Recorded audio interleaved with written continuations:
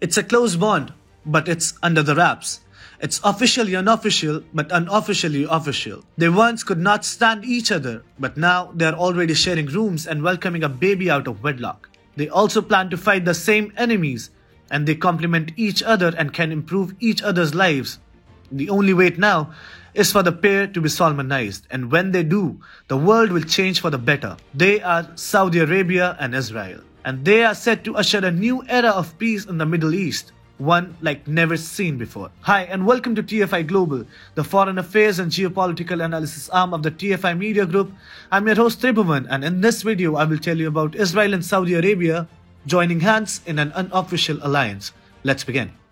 A few days ago, it was reported that the US National Security Advisor raised the issue of Israel-Saudi normalization at NEOM, a futuristic city on Saudi Arabia's Red Sea coast, during a September 27 meeting with Saudi de facto leader Crown Prince Mohammed bin Salman. US Secretary of State Antony Blinken and National Security Advisor Jake Sullivan had earlier discussed expanding the Abraham Accords during their interactions with Israeli Foreign Minister Yair Lapid. So, you might wonder what is happening.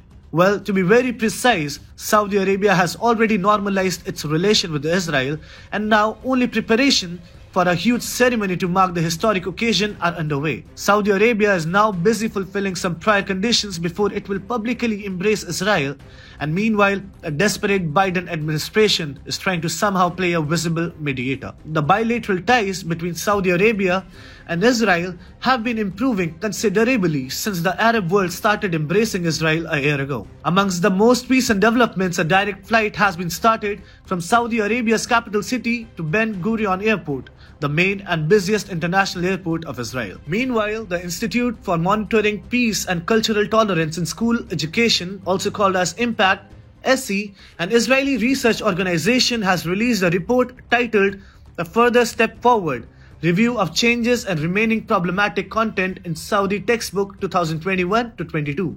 The report claims that textbooks in Saudi Arabia have shown considerable improvement in their depiction of non-Muslim, including Jews. The report stated, the greatest changes have been made to lesson dealing with Jews, Christians, non-believers and violent jihad. 28 lessons featuring demonization of the other and religious intolerance were removed or heavily modified, it added. An entire textbook unit on jihad was scrapped. While problematic materials remain in Saudi textbooks, these represent profound changes in these categories. The report also mentions that while some anti-Israel content remains, an incendiary matter about Al-Aqsa Mosque compound and the Temple Mount was removed. So Saudi Crown Prince and de facto leader Mohammed bin Salman is undermining anti-Semitism, and Israel is acknowledging his successful efforts. Security relations between Israel and Saudi Arabia too are witnessing significant improvement. Earlier this year, World Jewish Congress President Ronald Lauder wrote an op-ed calling for a NATO for the Middle East. Lauder claimed that his contacts in the Arab world viewed only Israel as a reliable ally against Iran. The most Israelis he spoke with too viewed Arabs as the only ally that they trust without reservation. Lauder suggested facing the acceleration threat of a malevolent Iran and the weakness of a coronavirus-hit world, the path towards self-reliance seems also to be the only path forward. He added, Israelis and Arabs should seize the opportunity to work together to save the Middle East from the looming catastrophe of extremism and nuclearization. Now, here is the interesting bit. Lauder's op-ed was published in Arab News, a pro-government newspaper owned by King Salman's son and Crown Prince Mohammed bin Salman's brother, Prince Turki bin Salman Al Saud. There is another factor pushing Israel and Saudi Arabia closer to each other, the high-tech city of New York. The city hosted Netanyahu and MBS during a secret meeting last year. Again, Sullivan was found pushing Saudi Arabia for a peace deal with Israel in the city of Neom only. Neom is at the center of Israel-Saudi relations. It is supposed to power the economic growth of a post-oil world in Saudi Arabia. The city will be laced with next-generation facilities including flying taxis, robot maids, and an artificial moon right in the middle of a desert wasteland. Neom will be a bright spot in Saudi Arabia, built at a cost of $500 billion. It will be a high-tech financial hub free from the influence of hardline clerics in Riyadh. Saudi Arabia cannot build NEOM, a cross-border city spread over 26,500 square kilometers.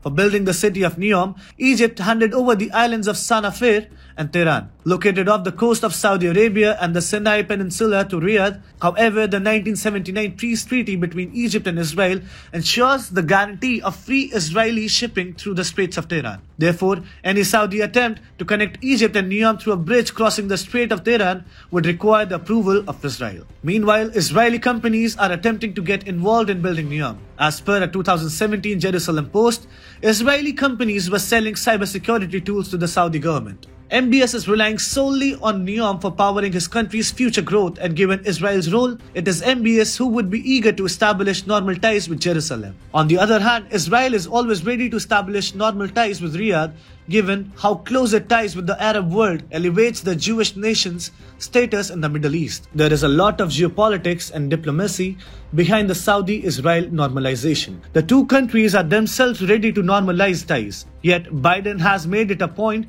to play mediator even though there is no conflict to resolve. Biden simply wants to regain all the leverage he has lost in the Middle East by prioritizing the Iran nuclear deal while sidelining US allies Israel and Saudi Arabia. Even before coming to power, Biden emerged as a critic of the Saudi crown prince over journalist Jamal Khashoggi's murder and allegations of human rights violation in the Kingdom of Saudi Arabia. Now, by mediating a normal relationship between Israel and Saudi Arabia, Biden wants to claim victory, show that he hasn't lost the Middle East and pulled Riyadh away from extremism. He wants to claim credit for a process started by Saudi Arabia. On the other hand, Saudi Arabia doesn't want to give away credit to Biden for free.